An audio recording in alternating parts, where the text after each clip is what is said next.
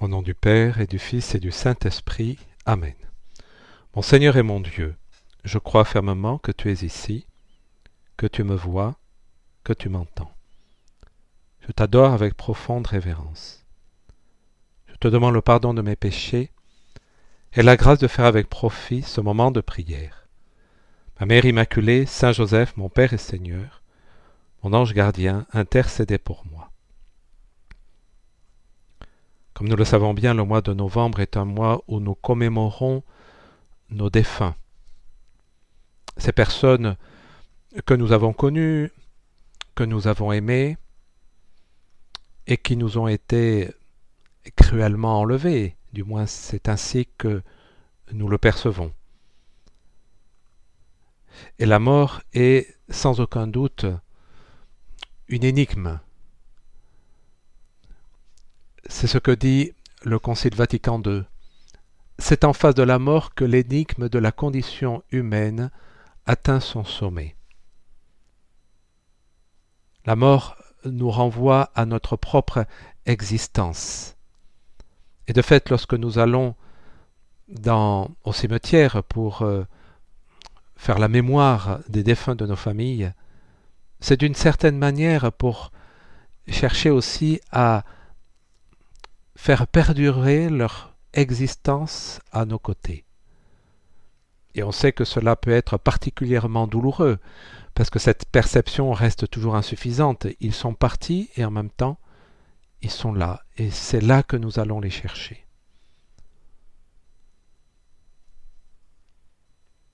Et donc la mort est la cause, c'est évident, de beaucoup de douleurs, de beaucoup de chagrin. Et à nous chrétiens, eh bien, il nous revient d'apporter des réponses aux personnes qui se posent des questions, qui peuvent, à l'occasion du décès d'un de leurs proches, vouloir approfondir la révélation chrétienne sur ce sujet-là. Car l'Église, évidemment, a beaucoup à dire. On peut dire, notre Seigneur est venu sur terre pour mourir et par sa mort nous obtenir la vie éternelle. Et c'est la bonne nouvelle que l'Église annonce depuis 2000 ans. La Pâque du Seigneur, Pâque veut dire passage, et le passage de ce monde terrestre au monde céleste. Ceci avait été déjà préfiguré par l'entrée du peuple hébreu en terre promise, après 40 ans de pérégrination dans le désert. Ils sont rentrés en terre promise. Et nous, après ce passage d'un certain nombre d'années, qui dépend de chacun évidemment, sur cette terre, nous sommes appelés à rentrer dans la vie éternelle.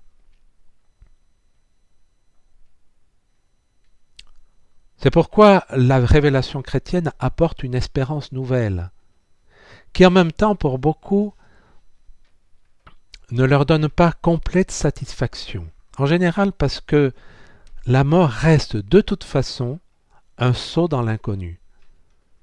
Saint Paul le dit, ce que l'œil n'a point vu, ce que l'oreille n'a point entendu, ce qui n'est jamais passé par l'esprit de l'homme. Voilà ce que Dieu a préparé pour ceux qui l'aiment. Donc c'est quelque chose qu'on n'a pas vu, qu'on n'a pas entendu, qui n'est même pas passé par notre esprit. Et on peut dire c'est quelque chose qui nous gêne précisément parce que ça reste dans l'inconnu. Et pourtant, le Seigneur a donné sa vie pour que nous puissions, comme il le dit lui-même, entrer dans la joie de Dieu. Le mois de novembre, c'est une considération de ces finalités ultimes, c'est-à-dire celles qui arrivent après la mort, celles dont nous ne pouvons pas faire l'expérience physique, même si on entend parler d'expériences proches de la mort. Il peut y avoir des choses, évidemment, mais aller au-delà pour rentrer dans le paradis, non. Je dirais ça a été peut-être des privilèges accordés à Saint Paul et à quelques saints dans l'histoire de l'Église, mais et même Saint Paul le dit, bien, il m'a été donné de voir des choses qui sont ineffables, c'est-à-dire qu'on ne peut même pas exprimer tant cela dépasse l'esprit humain. Alors, eh bien, c'est ce que l'Église nous enseigne, pour susciter dans notre cœur l'espérance. Et en même temps, également, pour manifester sa proximité envers ceux qui peuvent souffrir le décès d'être proches. Je pense qu'il y a dans l'Évangile une scène particulièrement éclairante sur cette question-là, c'est la mort de Lazare.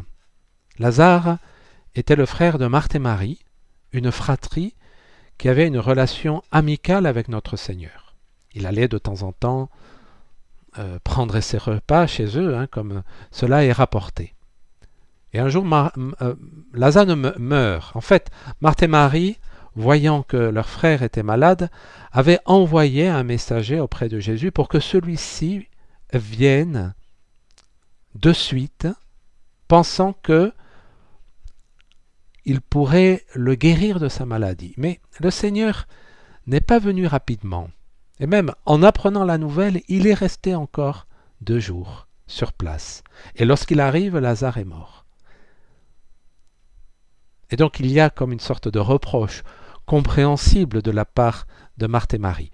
Ce qui est intéressant, c'est ce que Jésus fait ou dit avec chacune des 2 sœurs lorsque celle-ci, l'une après l'autre, se présente à lui. D'abord Marthe, « Ah, si tu avais été là, mon frère ne serait pas mort. » Et alors Jésus lui dit, « Mais sais-tu que je suis la résurrection et la vie ?» Oui, l'Église, même dans des situations particulièrement douloureuses, de la perte d'un être cher, cherche toujours à transmettre l'espérance de la résurrection. Le Seigneur est mort pour nous obtenir la vie éternelle. Voilà ce qu'il a dit à Marthe. Puis Marthe revient à la maison et il dit à Marie, le maître veut te voir. Alors Marie se dépêche et adresse à Jésus le même reproche.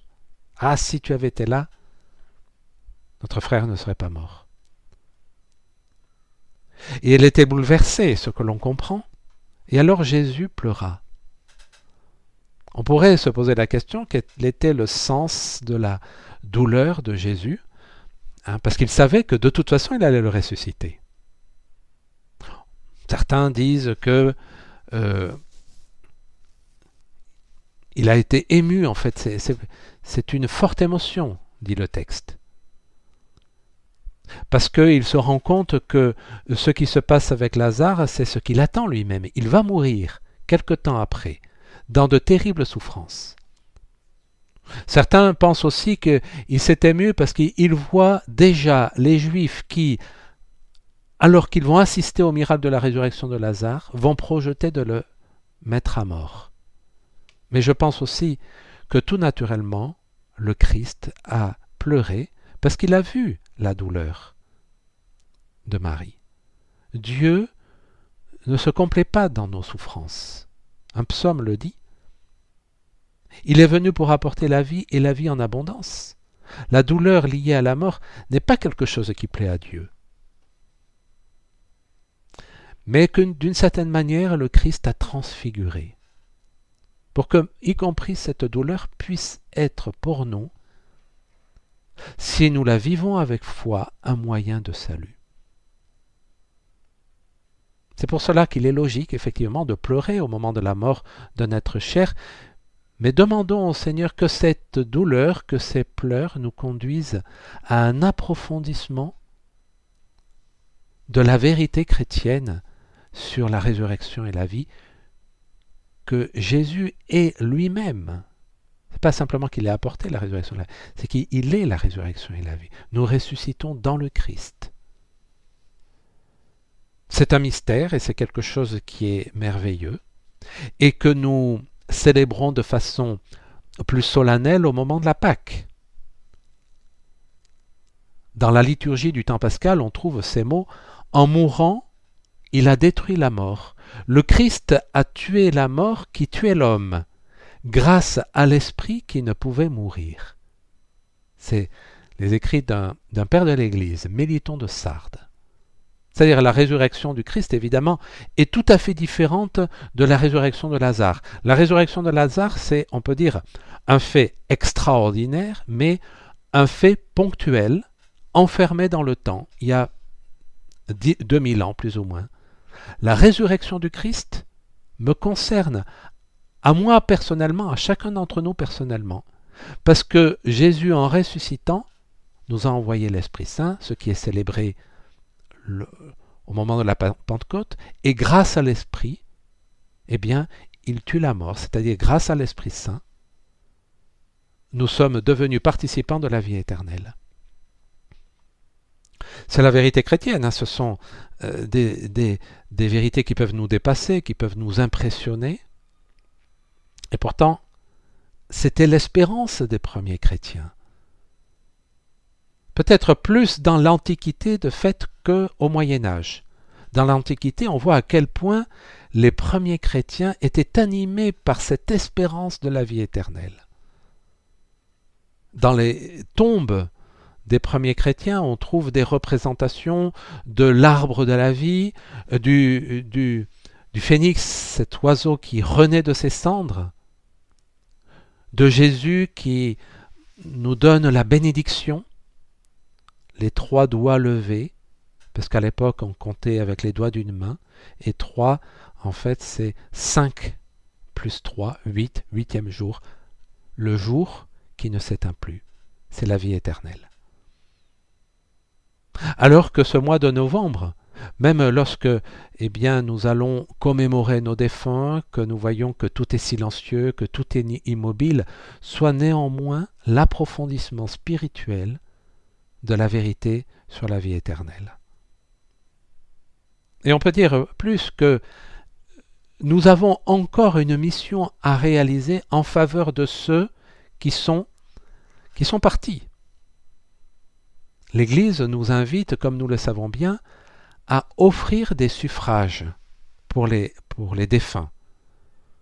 Le 2 novembre, le jour où l'on commémore tout particulièrement les défunts, les prêtres peuvent célébrer jusqu'à 3 messes. Normalement, ils doivent demander une autorisation spéciale à leur évêque pour pouvoir célébrer 3 messes dans la même journée. Mais là, le 2 novembre, nul besoin d'autorisation, ils le peuvent. Pour montrer à quel point l'Église croit dans l'efficacité de la prière de suffrage, en particulier dans la messe. Il y a une anecdote assez célèbre de Saint Bernard. Saint Bernard a fait un pèlerinage à Rome en l'an 1138, et là il est allé se recueillir dans une église qui se trouve à proximité du lieu où, selon la tradition, Saint Paul a été décapité. C'est un quartier qui existe toujours, qui s'appelle Tréfontanet, 3 fontaines, parce que, selon la tradition, lorsque Saint Paul a été décapité, sa tête a percuté à 3 reprises le sol, et au point d'impact, dans ces 3 points d'impact, ont jailli des sources. Et donc c'est un lieu de pèlerinage depuis très longtemps, et Saint Bernard s'y est rendu, et il a célébré la messe dans une église. Et là, au moment où il offrait l'offrande divine, le sacrifice du Christ, il a une vision. Il voit les âmes du purgatoire monter vers le ciel et accueillies par Notre-Dame. Et alors l'église a été nommée plus tard Scala Coeli, échelle qui monte vers le ciel, alors qu'il célébrait la messe. Sommes-nous conscients de la puissance de suffrage que représente la messe? Et il y a une tradition sainte, hein, que lorsqu'une personne meurt, au moment de ses obsèques, on offre, on donne des offrandes, hein, pour la célébration de messe. Il peut y avoir même des neuvaines, voire même des trentains, c'est-à-dire 30 messes célébrées de façon consécutive pour l'âme de la personne qui est décédée. Et cela représente la foi. C'est-à-dire, c'est pas, ça représente, c'est évident, un petit peu d'argent dont ont besoin les pasteurs de l'Église pour survivre. Parce que l'ouvrier mérite salaire, cela est quelque chose qui nous vient de notre Seigneur. Mais cela n'enlève rien à la puissance qui n'est pas monnayable de suffrage que représente la messe et qui a une valeur infinie. En même temps, bien, nous pouvons aussi offrir des indulgences plénières. Réciter le chapelet en famille donne la possibilité d'acquérir une indulgence plénière que nous pouvons offrir pour les défunts, avec ensuite ce qui est requis pour qu'il y ait une indulgence, c'est-à-dire prier pour le Saint-Père, détester les péchés véniels, etc. Et nous pouvons naturellement prier également dans notre prière personnelle pour les défunts que nous avons connus. Qui sont ces défunts? Eh bien, évidemment, lorsqu'ils meurent, nous ne savons pas où ils partent. Nous espérons qu'ils vont au ciel. Il peut néanmoins arriver qu'ils aillent au purgatoire. Et dans ce cas-là, nous prions pour eux. Nous n'avons pas à prier pour les saints, puisqu'ils sont au ciel. Nos prières ne peuvent rien ajouter à la gloire que les saints reçoivent par Dieu dans la gloire, dans la béatitude céleste. Alors si nous offrons par exemple une messe pour une âme qui est partie au ciel, voyez, Sainte Thérèse d'Avila disait que Dieu n'est pas pointilleux. Il reportera les suffrages sur une autre âme qui se trouve au purgatoire et qui en a besoin. Donc c'est pour ça, l'argent n'est jamais perdu. Toute messe a tout le pouvoir, a une valeur infinie parce que c'est le sacrifice du Christ. Et que le Seigneur, nous le savons, lorsqu'il est mort, il est parti dans ce que l'on appelle les enfers, c'est-à-dire dans ce lieu où tous les justes de l'Ancien Testament se trouvaient, parce qu'ils ne sont pas partis au paradis. Il n'a été réouvert, je dirais, qu'à partir de la mort de notre Seigneur. Mais alors il est allé dans les enfers qu'il faut distinguer de l'enfer en tant que lieu de tourment éternel. Là, c'est les enfers, c'est-à-dire ce lieu transitoire des justes de l'Ancien Testament, que Jésus est allé visiter en mourant, après sa mort, dit l'Église, ça fait partie du credo, afin qu'il puisse aller au ciel.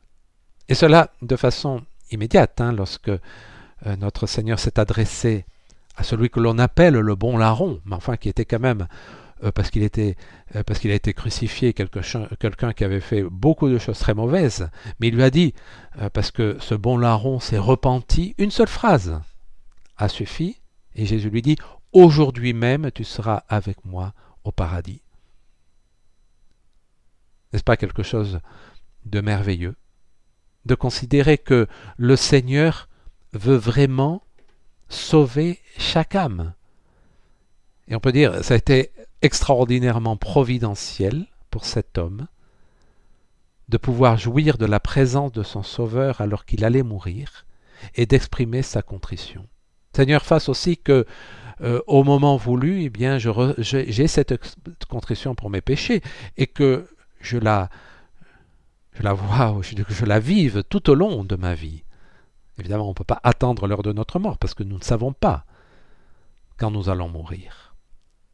Et lorsque Jésus parle de la mort, et à sa suite, poursuivant sa mission, l'Église parle également de la mort, c'est pour nous inviter à être responsables et à préparer notre mort, qui, tôt ou tard, adviendra.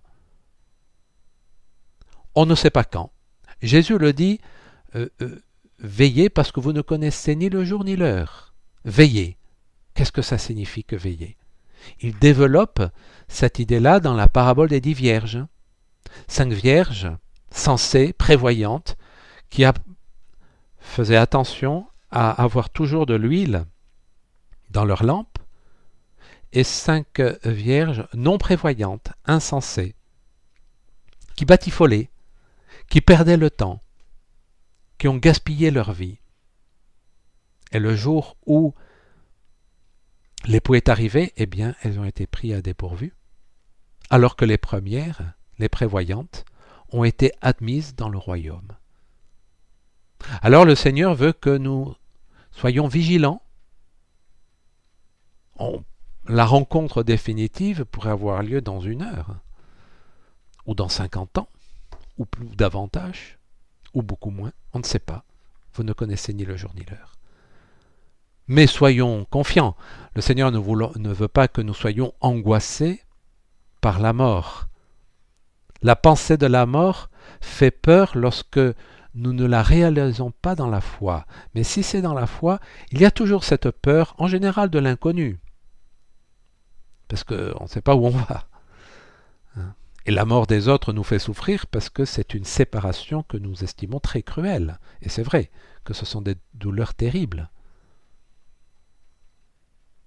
Mais la pensée de la mort peut nous stimuler dans cette vigilance. Est-ce que chaque jour, j'essaye de prier? Est-ce que je fais attention à rester en état de grâce? Si j'ai un doute de conscience, pourquoi ne pas aller consulter un prêtre et, le cas échéant, me confesser, et me confesser périodiquement? La confession, c'est comme un nettoyage de notre âme. Si nous nettoyons notre corps en principe tous les jours, pourquoi nous ne nettoierions pas notre âme, je ne dirais pas dans la confession quotidienne, ce serait peut-être excessif. Quoique, si notre conscience nous accuse de péché mortel, alors je pense que ce serait une très bonne initiative d'aller se confesser le jour même. Mais habituellement, le pape a dit qu'il allait se confesser, si je me souviens bien, tous les 15 jours. Quels peuvent être les péchés d'un pape, je ne sais pas. C'est quand même quelqu'un qui doit probablement bien lutter contre le péché, mais qui estime qu'il a besoin d'aller se confesser tous les 15 jours. Jean-Paul II l'avait dit aussi. Et alors nous, attendrions-nous le temps de l'Avent, le temps de Carême, simplement, ces 2 périodes dans l'année, pour aller nous confesser, pour faire nos Pâques, comme on disait? Ou ne sommes-nous pas conscients que nous pouvons perdre la grâce divine? Et comme dirait Sainte Jeanne d'Arc, si je ne l'ai pas, alors que Dieu m'y mette, c'est-à-dire qu'il me permet, c'est toujours par le pouvoir de Dieu que je peux être remis dans la grâce, et ce pouvoir, il est à portée de la main. Il suffit de trouver un prêtre qui nous confesse, si nous sommes conscients que nous nous sommes éloignés gravement de Dieu. Ils sont débordés, etc. Très bien, mais en général, on peut en trouver. Et n'oublions pas que c'est un devoir particulièrement grave pour les prêtres d'accepter les personnes en confession. Ceci est, je dirais, c'est un droit du fidèle qui est défendu par le Code de droit canonique. Donc, préparons cette mort qui adviendra quand Dieu le voudra, où il voudra, quand il voudra. Béni soit la volonté de Dieu, qui nous a mis sur terre pour que nous soyons également sereins, avec une grande paix intérieure, mais vigilants, dans l'attente du retour du Christ, ce que nous disons dans la messe, c'est que nous attendons ta venue dans la gloire. Nous l'attendons. Donc il y a une attente. Cette attente qui n'est pas stérilisante, loin de là, qui n'est pas angoissante, ou qui ne devrait pas l'être en tout cas, mais une attente qui est vigilance, qui est attention à ce que nous nous conduisions vraiment en accord avec notre vocation chrétienne, rejetant ce qui blesse la communion avec Dieu et cherchant à faire le bien autour de nous. Et on peut dire que c'est toute l'Église qui est dans cet effort formidable du salut. Et l'Église qui a un pied sur terre et un pied déjà au ciel et un autre, elle a 3 pieds on peut dire, et un autre au purgatoire. L'Église comme communion des saints, avec une partie qui est au ciel, l'Église triomphante, une partie au purgatoire, mais c'est l'Église, c'est-à-dire la famille de Dieu, et donc ce sont nos frères et nos sœurs qui sont au purgatoire, et donc que nous pouvons aider par notre piété, et l'Église militante qui reste sur la terre. Il y a une communion des saints réelle dans l'Église qui se trouvent dans, je dirais, ces différents lieux, si tant est qu'on peut qualifier le paradis ou le purgatoire de lieu, ce qui ne semble pas tout à fait en accord avec les enseignements de l'Église. C'est plutôt un état.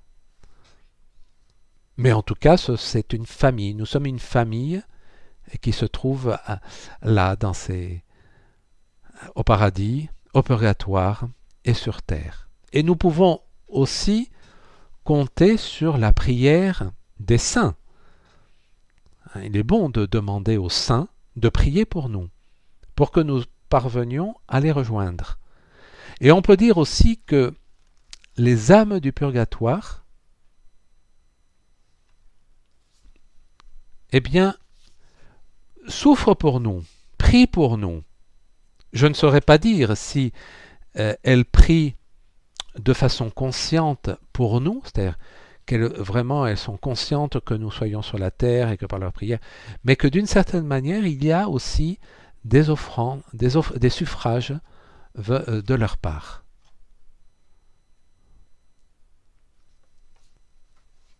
C'est également bien quelque chose qui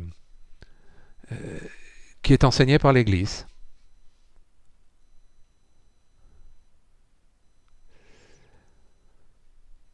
Pour résumer, nous pouvons citer un point du catéchisme de l'Église catholique.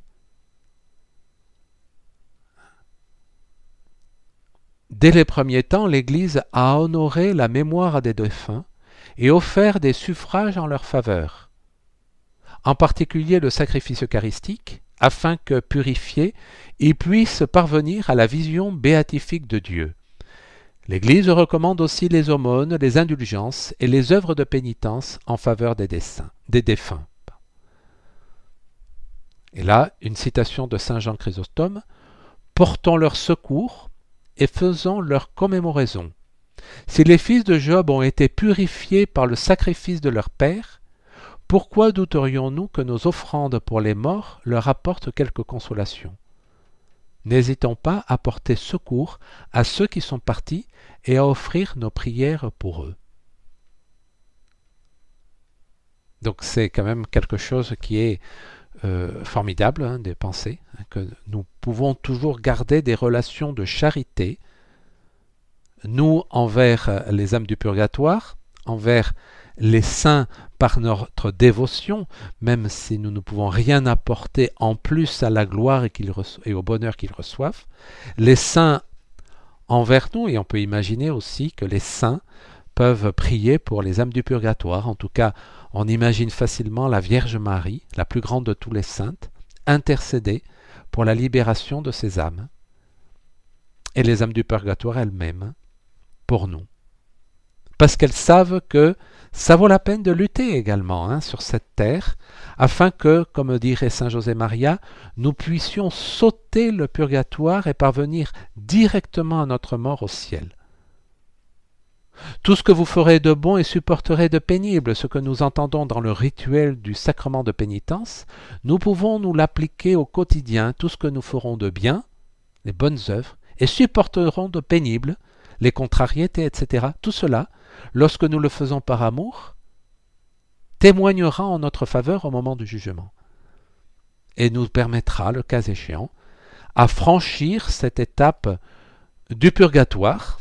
Il vaut mieux probablement le vivre sur cette terre, au sens figuré, enfin, sur purgatoire sur la terre, c'est-à-dire voilà, endurer les contrariétés, les épreuves, etc., avec cette espérance bien que nous jouirons de Dieu pour l'éternité. C'était la grande espérance de sainte Thérèse d'Avila lorsqu'elle était encore toute jeune fille. Elle voulait partir déjà, mourir, se faire martyriser, parce que là, elle savait que c'était la vie pour toujours, pour toujours, pour toujours. Et donc elle avait... Bon, et quand elle a compris que ce n'était pas possible, et que ce n'était pas non plus le bon choix à faire, nous n'allons pas au-devant de la mort volontairement dans cette idée-là. C'est désordonné. Mais néanmoins, cette espérance, elle a gardé, et elle a transformé, je dirais, le moyen de parvenir à la béatitude, non plus par un martyre un peu volontariste, mais par une vie consacrée à la prière. Et bien que nous aussi, nous ayons ce grand désir de parvenir au ciel, de rejoindre, nous l'espérons, ces personnes que nous avons aimées, en même temps que nous aidons les âmes du purgatoire à parvenir à cette béatitude au plus vite. Au nom du Père et du Fils et du Saint-Esprit. Amen. Je te remercie, mon Dieu, des bonnes résolutions, des actes d'amour et des inspirations que tu m'as communiquées dans cette méditation. Je te demande de m'aider à les mettre en pratique. Ma Mère Immaculée, Saint Joseph, mon Père et Seigneur, mon ange gardien, intercédez pour moi.